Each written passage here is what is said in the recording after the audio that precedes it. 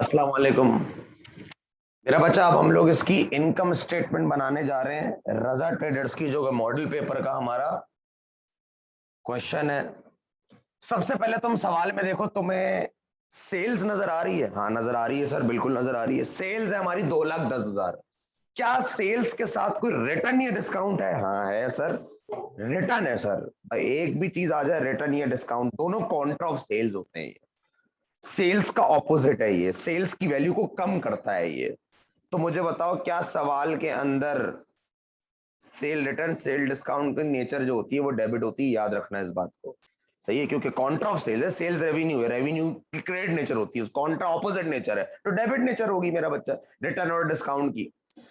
क्या sales return दिया हुआ है? हाँ दिया हुआ है सर। इसका मतलब सवाल में जो सेल्स दी हुई है वो खालिस सेल्स नहीं है, उसको हम लिखेंगे ग्रॉस सेल्स। सबसे पहले मैं इदारे का नाम लिख देता हूं, Messrs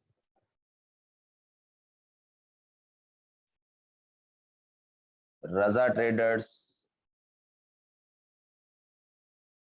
income statement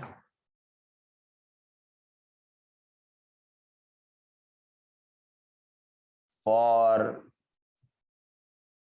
the year ended दिसंबर 31, 2020। सबसे पहले हम लिखेंगे यहाँ पे ग्रॉस सेल्स।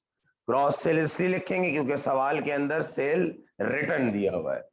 ग्रॉस सेल्स दी हुई हमें 2,10,000। हम इसमें से लेस करेंगे सेल्स रिटर्न, 10,000 रुपए। 10,000 लिखा हुआ है, देख लो। तो ये हमारी नेट सेल्स आ गई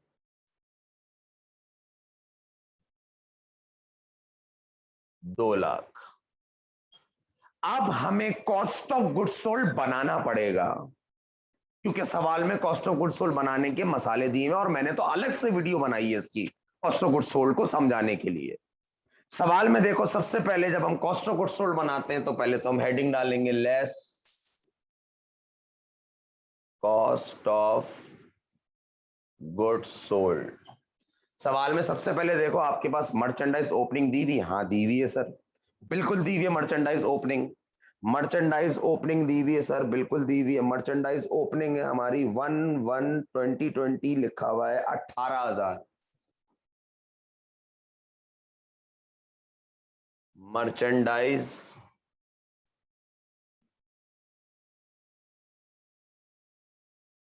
इन्वेंटोरी ओपनिंग दी हुई 18,000।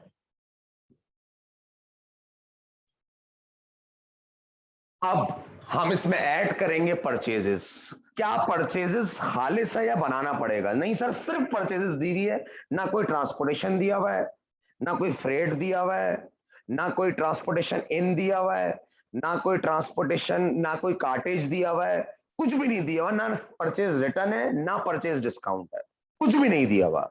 उसका मतलब है सर खालिस परचेज दी हुई है। खालिस जब खुद ही बनी हुई हो, नेट लिखने की जरूरत नहीं, सिर्फ परचेज लिखने की जरूरत है। एट परचेजेस, पहले से पड़ा हुआ माल 18,000, मजीद माल खरीदा 1,06,000।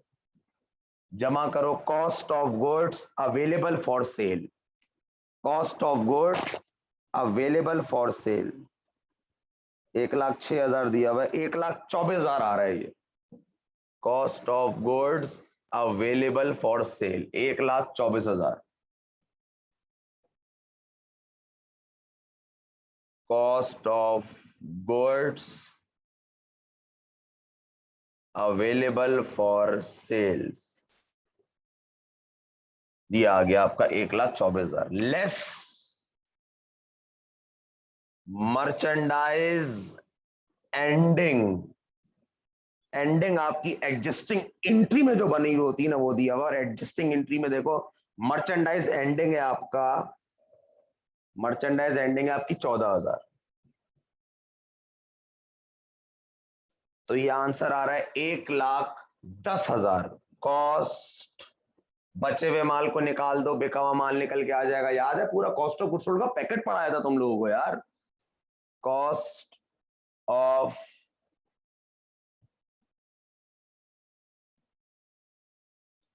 गुड्स सोल्ड कितना निकल के आ गया ये आपका 124 माइनस 14,000 ये आ गया 1,10,000 इसके नीचे लिख दिया मैंने less oh sorry cost of goods sold minus करो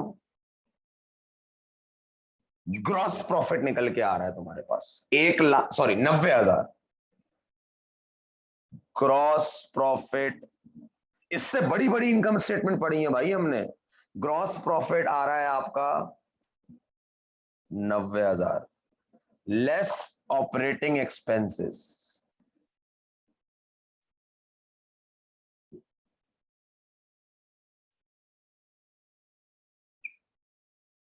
सबसे पहला एक्सपेंस है आपका ऑपरेटिंग ट्रायल बैलेंस से देखना स्टार्ट करो सबसे पहले ट्रायल बैलेंस में देखो फिर एडजस्टिंग एंट्री में देखना ट्रायल बैलेंस में सबसे पहले ऑपरेटिंग एक्सपेंस आपका नजर आ रहा है salaries expense salaries expense salaries expense कहां ये रहा 20,000 सबसे पहले नाम लिख दो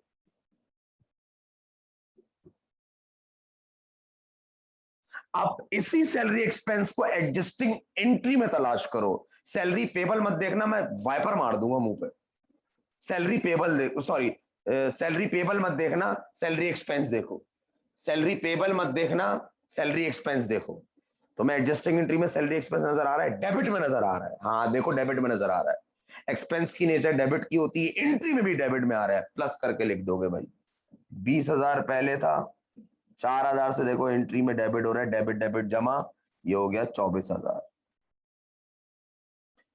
ऊपर मेरे ख्याल से शायद एक ही एक्सपेंस है अब तुम सिर्फ एडजस्टिंग एंट्री में देखो ऊपर सिर्फ एक ही एक्सपेंस है और कोई एक्सपेंस नहीं है एडजस्टिंग एंट्री में देखो तुम्हें सिर्फ इंश्योरेंस एक्सपेंस नजर आ रहा होगा एडजस्टिंग एंट्री में इंश्योरेंस एक्सपेंस प्रीपेड इंश्योरेंस मत देखना मैं माउस मार दूंगा मुंह पर इंश्योरेंस एक्सपेंस नजर आएगा और इंश्योरेंस एक्सपेंस नामी शख्स ऊपर मौजूद नहीं है वो प्रीपेड इंश्योरेंस है प्रीपेड एसेट है यहां नहीं आएगा इंश्योरेंस एक्सपेंस सिर्फ एडजस्टमेंट में दिया हुआ है अगर कोई चीज सिर्फ एडजस्टमेंट में है या सिर्फ ट्रायल बैलेंस में है तो वो बगैर माइनस प्लस की आती है इंश्योरेंस एक्सपेंस सिर्फ एडजस्टमेंट में दिया हुआ है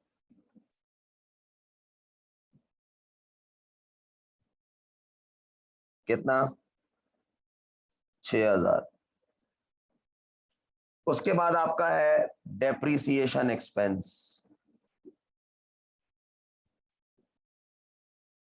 सिर्फ एडजस्टमेंट में सर ट्रायल बैलेंस में भी तो है अलाउंसेस फॉर डेप्रिसिएशन चप्पल मारने वाली बातें कर रहा हूं मैं तुम्हें चप्पल मारने वाली बातें कर दी तुमने अबे भाई ट्रायल बैलेंस में अलाउंसेस फॉर डेप्रिसिएशन है वो कॉन्ट्रा ऑफ फिक्स असेट है यार वो एक्सपेंस थोड़ी है एक्सपेंस तो एक्सपेंस के नाम से आ रहा है डेप्रिसिएशन एक्सपेंस अकेला है भाई अलाउंसेस और डेप्रिसिएशन अलाउंसेस फॉर डेप्रिसिएशन की उसके साथ जोड़ी है अलाउंसेस और डेप्रिसिएशन का काम यहाँ नहीं होता है वो फिक्स असेट का कॉन्ट्रा बैलेंस शीट में माइनस होगा जाके डेप्रिसिएशन एक्सपेंस आपने निकाला था 13,000 रुपए उसके बाद आपने बेड डेड एक्सपेंस निकाला था बेड डेड एक्सपेंस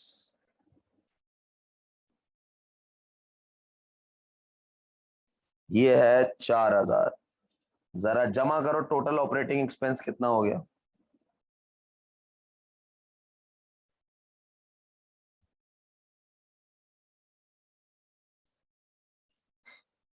24 जमा 6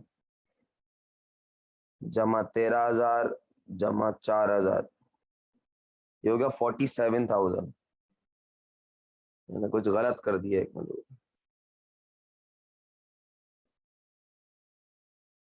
सही है बिल्कुल सही है 24,000 जमा 6,000 जमा 13,000 जमा 4,000 ये हो गया 47,000 लेस कर दो 47,000 नेट प्रॉफिट निकल के आ रहा है आपका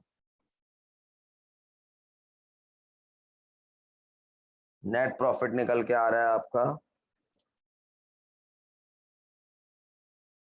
43,000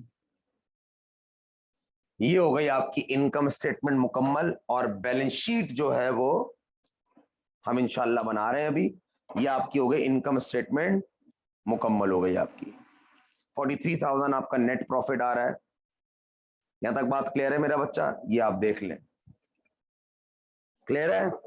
अल्लाह आपको अपने अमान में रखे। अल्लाह हाफिज।